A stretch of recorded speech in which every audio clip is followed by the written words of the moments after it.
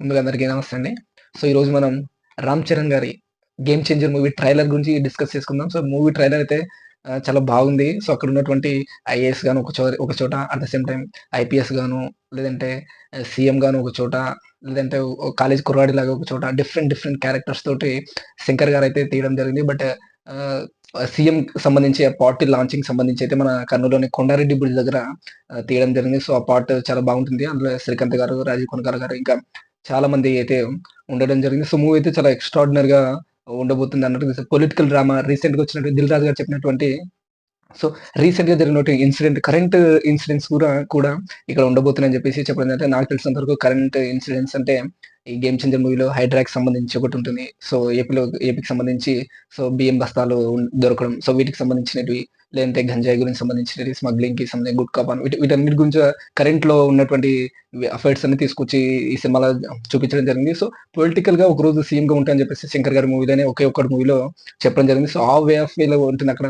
సీఎంకి ఒక రిపోర్టర్‌కి ఉంటుంది. సో, ఇక్కడైతే ఒక ఐఏఎస్ ఆఫీసర్‌కి ఒక సీఎంకి ఉంటుంది. అంటే ఇక్కడ ఒక మంచి డైలాగ్ ఉంది. సర్‌కి సర్ రాకి రా. సో, మంచికి మంచి, చెడుకి చెడు అన్నట్టుగా సో, సర్‌కి సర్ రాకి రా అన్నట్టు ఈ డైలాగ్ అయితే చాలా బాగా సరిపోయింది 'రామ్ చరణ్' గారికి. తెలుగు హీరోయిన్ లాగా అనిపించేటువంటి అంజలి గారు కూడా ఈ సినిమాలో మంచి క్యారెక్టర్ అయితే ఉండబోతున్నట్టుగా ట్రైలర్‌లో చూపించారు. సో, డిఫరెంట్‌గా చూపించడం జరిగింది. సో, ఈ 'గేమ్ చేంజర్' అయితే చాలా ఎక్స్‌ట్రార్డినరీగా ఉండబోతుంది.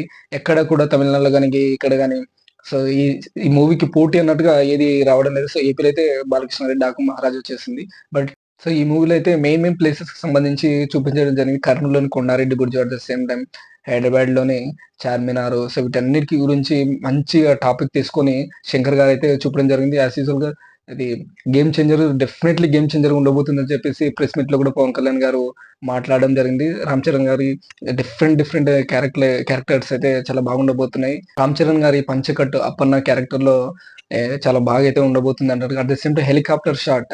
సో, అక్కడి నుంచి హెలికాప్టర్ నుంచి దిగేటప్పుడు మంచి కత్తి పట్టుకొని ఉరుమాస్ లాగా రావడం పంచ మీద, బనీన్ మీద. సో, ఫైనల్‌గా అయితే చాలా సూపర్‌గా అయితే ఉండబోతుంది మూవీ. ట్రైలర్ అయితే చాలా బాగా అనిపించింది. మరి ఇప్పటికే ట్రైలర్ చూసిన వాళ్ళకైతే కొద్దిగా డౌట్‌గా అని అనిపించచ్చు. ఒక చోట ఐఏఎస్ గాను, ఒక చోట ఐపీఎస్ గాను హౌ ఇస్ పాసిబుల్ అని చెప్పేసి రావడం డెఫినైట్‌లీ పాసిబుల్ అండి. ఒక ఫార్ములా ఉంటుంది. ఐపీఎస్‌కి ఒక ఫార్ములా ఉంటుంది. సో, ఐపీఎస్ తర్వాత ఐఏఎస్‌కి ఎలా రావాలని చెప్పేసి ఇది జరుగుతుంది. పాసిబుల్ అవుతుంది. సో, అలా డైరెక్టర్ 'శంకర్' గారి సినిమాలైతే చాలా ఎక్స్‌ట్రార్డినరీగా మెసేజ్ ఉన్నటువంటి సినిమాలను ఎక్కువ తీస్తుంటారు. సో, ఇంతకు ముందు చూసినటువంటి మూవీస్‌లో మరి ఈ మూవీలో కూడా పొలిటికల్ పరంగా చాలా బిగ్ డిఫరెన్స్ అయితే బిగ్ సెన్సేషనల్ అయితే తీసుకొచ్చే విధంగా అయితే ఉన్నట్లుగా ఉంది. సో, మరి మీకీ మూవీ ట్రైలర్ ఎలా అనిపించిందో కామెంట్ చేయండి.